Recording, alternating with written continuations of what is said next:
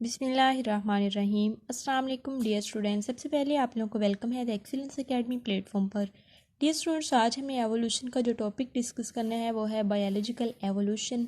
इसे हम डिटेल में स्टडी करेंगे, लेकिन उससे पहले आप लोगों से रिक्वेस्ट है आप वीडियो को एंड तक देखिएगा और चैनल को लाइक शेयर एंड सब्सक्राइब कर दें। Thank you so much. Last videos के अंदर हमने केमिकल ओरिजिन ऑफ लाइफ की बात की और आज हमने बायोलॉजिकल एवोल्यूशन की बात करनी है। केमिकल ओरिजिन ऑफ लाइफ में हमने देखा था सिंपल ऑर्गेनिक मॉलिक्यूल्स तक, तो आज हमने कम्प्लेक्स ऑर्गेनिक मॉलिक्यूल से स्टार्ट करना है और फिर स्टेप वाइज मूव करते जाना है और मैमल्स तक मूव करना है। सबसे पहले हमने बात करनी है कम्प्लेक्स ऑर्गेनिक मॉलिक्यूल्स की कि कैसे कैसे यहाँ हमारे पास कम्प्लेक्स ऑर्गेनिक मॉलिक्यूल्स से लेके मैमल्स तक एवोल्यूशन हुई। फिर हमने बात करनी है प्रोटोबायोन्ट्स की, फिर इयोबायोन्ट्स, फिर प्रोकैरियोट्स, फिर कीमोऑटोट्रॉफ्स, फिर फोटोऑटोट्रॉफ्स, फिर यूकैरियोट्स, फिर प्लांट्स और फिर मैमल्स।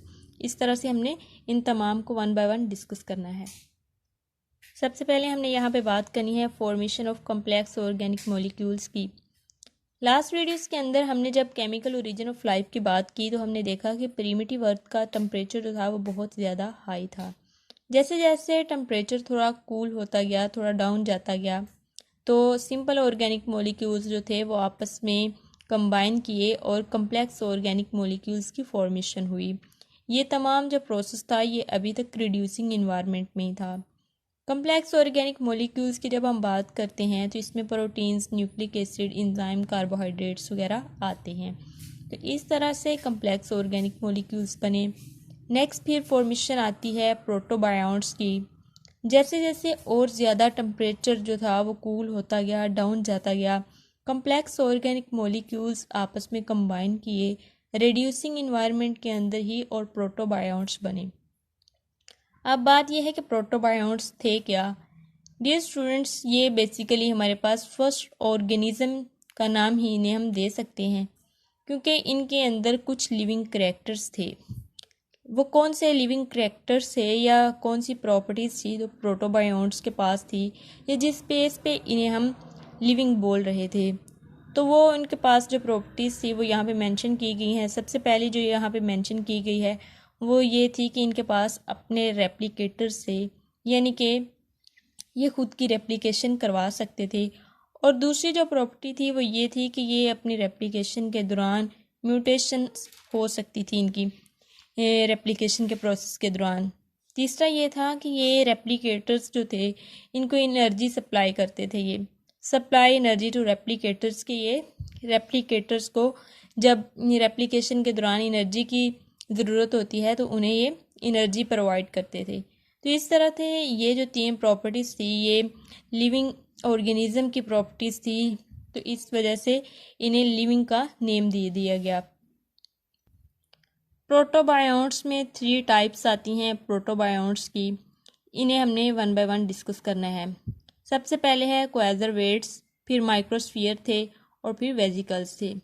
क्वाज़रवेट्स क्या थे? ये कम्प्लेक्स ऑर्गेनिक मॉलिक्यूल्स थे, कोलाइडल फॉर्म थी। एक साइंटिस्ट आए, ओपरिन उनका नेम था। उन्होंने कार्बोहाइड्रेट्स और प्रोटीन्स के सॉल्यूशन लिए और फिर इनको शेक किया आपस में। ये जो प्रोटीन्स थी जो यहाँ पे यूज़ की उन्होंने इस सॉल्यूशन में, ये प्रोटीन बेसिकली हाइड्रोफिलिक थी, यानी कि इसके बाहर जो थी वाटर लेयर थी या वाटर लविंग मॉलिक्यूल्स थे ये।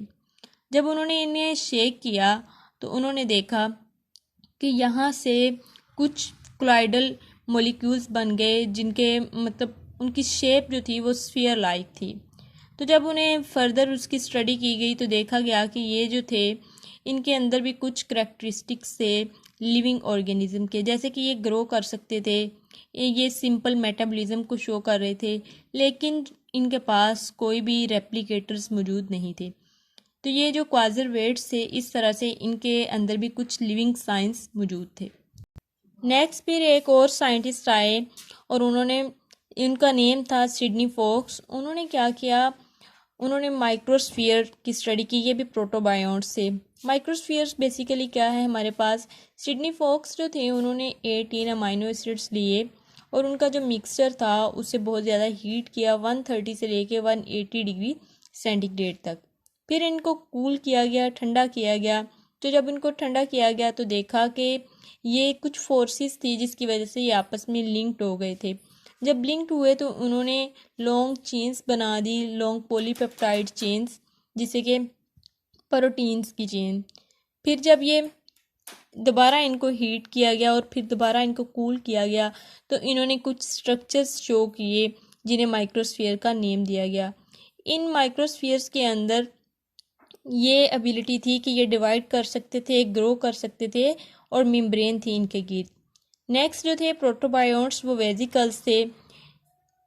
एक और साइंटिस्ट आए जिनका नेम डिमार्क था। उन्होंने क्वाज़रवेट्स और माइक्रोस्फीयर को ही आपस में मिक्स कर दिया और वहाँ से फिर वेजिकल्स बने। वेजिकल्स जो थे उनके अंदर ये तमाम प्रॉपर्टीज़ थी जो कि लिविंग ऑर्गेनिजम्स के अंदर होती हैं, यानी कि ये इनके अपने रेप्लिकेटर्स से, इनके पास लिपिड मेम्ब्रेन थी, न्यूक्लिक एसिड से, प्रोटीन्स वगैरह। तो इस तरह से ये जो प्रोटोबायोन्ट्स थे इनके अंदर लिविंग करेक्टरिस्टिक्स शो हो रही थी, जिस वजह से इन्हें लिविंग ऑर्गेनिजम्स का नेम दे दिया गया। नेक्स्ट हमने बात करनी है फॉर्मेशन ऑफ ईओबायोन्ट्स या प्रोटोसेल्स। प्रोटोबायोन्ट्स की हमने बात की, प्रोटोबायोन्ट्स के बाद ईओबायोन्ट्स बने। ईओबायोन्ट्स जो थे वो प्रोटोबायोन्ट्स से ज़्यादा कम्प्लेक्स थे, क्योंकि ईओबायोन्ट्स में जो बेसिक हमने स्टडी करनी है, ये ईओबायोन्ट्स जिसको नेम दिया गया है वो क्रोमोफोर्स हैं जिन्हें हमने स्टडी करना है। ईओबायोन्ट्स जो थे यानी कि क्रोमोफोर्स, ये लाइट एनर्जी को एब्जॉर्ब करते थे और ये कुछ मेटाबॉलिक रिएक्शंस कर रहे थे और ये मेम्ब्रेन के गिर्द जो एक्शन पोटेंशियल्स होते हैं उन्हें जनरेट कर रहे थे, जिसकी वजह से ये भी लिविंग ही कहलाए हमारे पास। इसमें ईओबायोन्ट्स की जब हमने बात करनी है तो इसमें हमने आरएनए वर्ड हाइपोथेसिस की भी बात करनी है, क्योंकि उसके बाद ये आरएनए वर्ड हाइपोथेसिस का भी बहुत ज़्यादा साइंटिस्ट ने इसको डिस्कस किया, इसकी बात की, क्योंकि आरएनए जो था इसे कैटालिस्ट के तौर पे तब माना जाता था। ये ख्याल किया जाता था कि आरएनए ही सिर्फ और सिर्फ जेनेटिक मटेरियल है। डीएनए जो था चूँकि वो बाद में डिस्कवर हुआ, इसलिए तब तक आरएनए को ही समझा जाता था कि ये जेनेटिक मटेरियल है। और जब आरएनए वर्ड की बात थी तो तब जो वायरसेस थे तब डिस्कवर हुए और वायरसेस के पास भी जेनेटिक मटेरियल सिर्फ और सिर्फ आरएनए था। इस वजह से फिर आरएनए को भी बहुत ज़्यादा इम्पोर्टेंस मिली और यही ख्याल किया जाने लगा कि आरएनए जो है यही सिर्फ जेनेटिक मटेरियल है। और फिर ये जो वायरसेस थे इन्हें ही ईओबायोन्ट्स या प्रोटोसेल्स का नेम दिया गया, क्योंकि वायरसेस के अंदर आरएनए मटेरियल जो था वो जेनेटिक मटेरियल के तौर पे मौजूद था, तो उस टाइम को आरएनए वर्ड का नेम दे दिया गया। फिर हमने बात करनी है formation of first living cells, prokaryotes या कीमोऑटोट्रॉफ्स की। तो डियर स्टूडेंट्स, ये जो ईओबायोन्ट्स थे ये ज़्यादा कम्प्लेक्स होते गए, टेम्परेचर और कूल होता गया, इनके पास ज़्यादा ऑर्गेनिक मटेरियल आ गया। तो क्या हुआ कि ईओबायोन्ट्स के बाद जो साइटोप्लाज्म की फॉर्मेशन थी वो स्टार्ट हो गई लिए ऑर्गेनिजम्स के अंदर। तो जब ये साइटोप्लाज्म की फॉर्मेशन स्टार्ट हुई तो सिंगल सेल प्रोकैरियोट्स जो थे वो फॉर्म हुए। तो इसे फिर कहा गया कि ये फर्स्ट लिविंग सेल है जो कि प्रोकैरियोट्स थे, क्योंकि उनके अंदर फिर साइटोप्लाज्म भी अपीयर होना स्टार्ट हो गया था। जो फर्स्ट प्रोकैरियोट्स थे उनके अंदर ये फॉलोइंग प्रॉपर्टीज़ मौजूद थी। और फर्स्ट प्रोकैरियोट्स में कीमो हेटरोट्रॉफ्स थे। कीमो हेटरोट्रॉफ्स थे तो इनके अंदर ये वाली प्रॉपर्टीज़ थी कि ये एनर्जी को यूज़ कर सकते थे, जनरेट कर सकते थे, इनके पास अपना नेकेड डीएनए मौजूद था और ये अपने प्रोटीन्स बना रहे थे और ये ऑर्गेनिक मटेरियल्स को आउटर इन्वायरमेंट से ले रहे थे ताकि ये एनर्जी बना सकें। तो इस वजह से ये चूँकि अभी तक इन्वायरमेंट जो था वो रिड्यूसिंग ही था, इसलिए इसे एनारोबिक रेस्पिरेशन का भी नाम दिया गया कि ये जो थे ये रिड्यूसिंग इन्वायरमेंट के अंदर रह के एनारोबिक रेस्पिरेशन का प्रोसेस कर रहे हैं। नेक्स्ट हमने बात करनी है फॉर्मेशन ऑफ कीमो ऑटोट्रॉफ्स की। कीमो हेटरोट्रॉफ्स जिन्हें के फर्स्ट लिविंग सेल का नेम दिया गया, उसके बाद फिर कीमो ऑटोट्रॉफ्स आए। जो टेम्परेचर था वो मज़ीद और ज़्यादा कूल होता गया, डाउन जाता रहा जैसे कि 50 डिग्री सेंटीग्रेड तक। तो फिर ऑर्गेनिक मटेरियल्स की फॉर्मेशन स्टॉप हो गई और जो कीमो हेटरोट्रॉफ्स है वो फिर कन्वर्ट होना स्टार्ट हो गए कीमो ऑटोट्रॉफ्स के अंदर, क्योंकि जो ऑर्गेनिक मटेरियल्स थे उनकी फॉर्मेशन स्टॉप होना स्टार्ट हो गई थी, क्योंकि टेम्परेचर जो था वो और ज़्यादा कूल हो रहा था। तो इस वजह से ये जो एनर्जी यूज़ कर रहे थे किसी यानी कि आउटर इन्वायरमेंट से लेके कीमो हेट्रोट्रॉफ्स, वो फिर वो एनर्जी नहीं ले सकते थे, वो ऑर्गेनिक मटेरियल बाहर से नहीं ले सकते थे, क्योंकि बाहर बनना ये स्टॉप हो गया था। तो इस वजह से उन्होंने खुद का मैकेनिज्म डेवलप किया कि खुद से एनर्जी प्रोड्यूस की जाए। वो जो प्रोसेस था जिसके ज़रिए वो एनर्जी खुद से बनाना स्टार्ट हो गए थे, उसे कीमोसेंसिस का नेम दिया गया।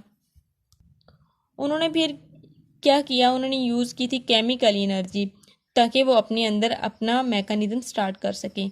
तो इस वजह से इन्हें फिर कीमो ऑटोट्रॉफ्स का नेम दिया गया, क्योंकि ये केमिकल एनर्जी को यूज़ करके कीमोसेंसिस के प्रोसेस के ज़रिए खुद की एनर्जी बना रहे थे। कीमोसेंसिस की जब हम बात करते हैं तो ये नाइट्रीफाइंग बैक्टीरिया वगैरह में ज़्यादातर देखी गई है। नेक्स्ट जो थे कीमो ऑटोट्रॉफ्स के बाद फिर फॉर्मेशन हुई फोटो ऑटोट्रॉफ्स की। Dear students, 3800 billion years ago anoxygenic का यानी कि एन ऑक्सीजेनिक फोटोसेंसिस का प्रोसेस स्टार्ट हुआ बैक्टीरिया के अंदर। वायरसेस की हमने पहले बात की थी, पहले वायरसेस बने और फिर बैक्टीरिया की अब हम बात कर रहे हैं।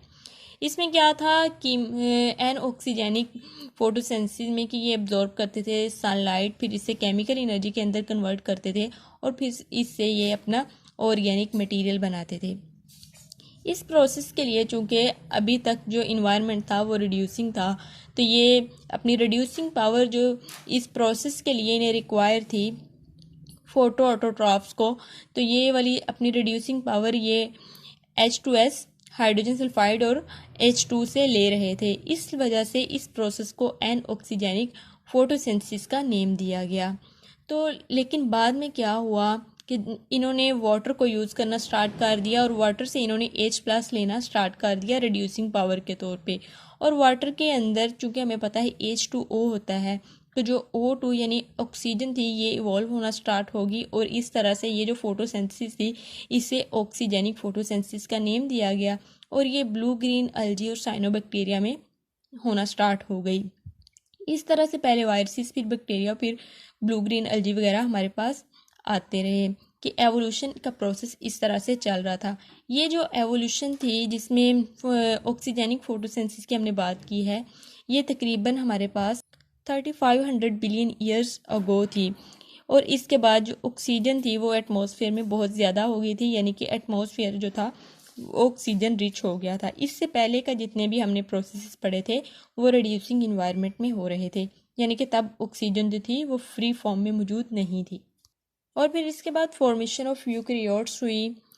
यूकैरियोट्स की फॉर्मेशन जो थी वो 1600 मिलियन ईयर्स अगो थी after the formation of photo autotrophs. ठीक है, तो ये जो थे हमारे पास यूकैरियोट्स बने, ये इनके पास ये मेटाबॉलिक रिएक्शंस कर सकते थे, सेल डिवीजन कर सकते थे, ग्रोथ कर सकते थे, इनके पास ट्रू न्यूक्लियस था, मेम्ब्रेन बाउंडेड ऑर्गेनेलीज मौजूद थी। तो इस तरह से फिर हमारे पास एवोल्यूशन में फोटो ऑटोट्रॉफ्स के बाद यूकैरियोट्स आए। यूकैरियोट्स के बाद फिर जो थे अल्जी, फेंजाई, इनवर्टिब्रेट्स, वर्टिब्रेट्स वगैरह आए और फिर इन तमाम के बाद 459 मिलियन ईयर्स अगो जो था वो लैंडेड प्लांट्स जो थे वो बने। तो इस तरह लैंडेड प्लांट्स के बाद फिर अल्टीमेटली हमारे पास फॉर्मेशन हो गई मैमल्स की। अर्थ के ऊपर मैमल्स की जो फॉर्मेशन थी वो 220 मिलियन ईयर्स अगो थी और ये जो इन्वायरमेंट था यहाँ पे तब फ्री ऑक्सीजन मौजूद थी, यानी कि ऑक्सीजन रिच एटमॉस्फेयर था। ये था हमारा आज का लेक्चर। होप सो आपको समझ आया होगा बायोलॉजिकल एवोल्यूशन के किस तरह से स्टेप वाइज हमने ऑर्गेनिक कम्प्लेक्स ऑर्गेनिक मॉलिक्यूल से स्टार्ट किया और फिर मैमल्स तक आए। तो डियर स्टूडेंट्स, आप चैनल को लाइक, शेयर एंड सब्सक्राइब करें and stay connected for more videos. Thank you so much. अल्लाह हाफिज़।